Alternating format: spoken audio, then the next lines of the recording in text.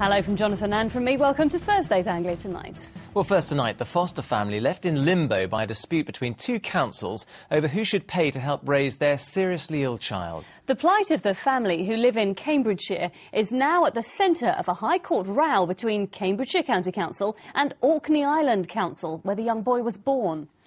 The judge accused the councils of putting budgetary needs before a vulnerable boy's welfare. The foster families say they're becoming increasingly desperate for the matter to be resolved. Here's Claire McGlasson's report.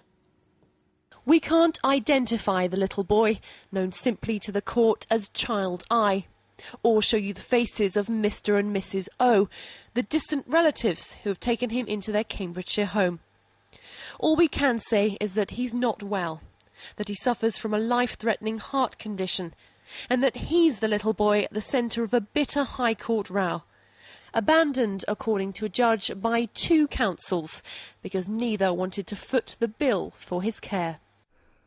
We're totally caught in the middle, and as the judge pointed out, it's not an option for us to say, here you are, take him back, we've had enough. He's part of our family, and when he was born, he was a vulnerable little boy who needed a home and needed caring for. At first, the council in Orkney agreed to support the family. Then it changed its mind, and Cambridgeshire County Council refused to step in. In the High Court, the judge was so angry about what he'd heard, he took the extraordinary step of leaving court to calm down, in case he said something he might later regret. When he returned, he said, "If we've reached a stage where budget needs trump welfare, then we all need to know." Neither authority believed they had any duty to offer even basic support, let alone the extras that a child with special needs requires. We feel totally abandoned, and there's no prospect of this being sorted out.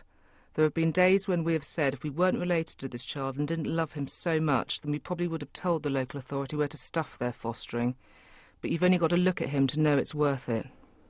And the row goes on. The councils seem to agree on only one thing. Neither would put anyone forward for interview today. Both say they have sympathy with the family, but have to work within the law. The couple say they'll continue to look after the child come what may. In court, the judge said he had no power to decide which council should foot the bill. He's now calling on the government to step in and find a solution. Claire McGlasson, Anglia News, Cambridgeshire.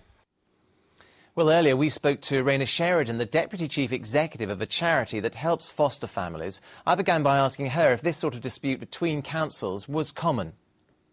Well, these sorts of disputes aren't very common, really, and actually they shouldn't really happen at all, because it really, the responsibility for children has to lie with local authorities, and they have to be able to make sure that they're providing the best possible care for children, and moving them around the country is not going to be doing that. No, but it does happen. So what usually happens when a child is moved? Who has to pay? Well, the most important thing really is that the child is placed somewhere where they're safe. Now, in some situations, it may mean that they do actually have to move away from the home, but you would hope that that's negotiated between the local authorities, and that it isn't something that foster carers particularly are having to deal with, to have to pick up the slack in these situations. Well, understandably, Raina, you're stressing the importance of the child in all of this. Presumably, actually taking a child from pillar to post like this is the last thing you really want to do.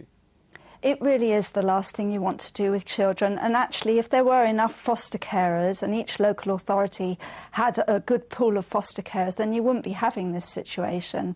And part of the problem is really that foster carers, that there aren't enough foster carers, there aren't enough around who are able to look after children with the kind of needs that are coming into the system now.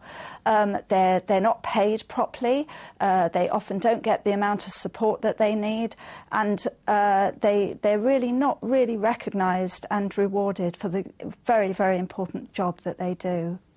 Well, Raina Sheridan, thanks very much for your time this evening. A man's in hospital with severe injuries which have been described as life-changing after his car collided with a train in Norfolk. Police were called to Market Street level crossing in Tunstead this morning following reports of a car being hit. Well, roads through Tunstead were closed until the early afternoon. Serena Sandu has more.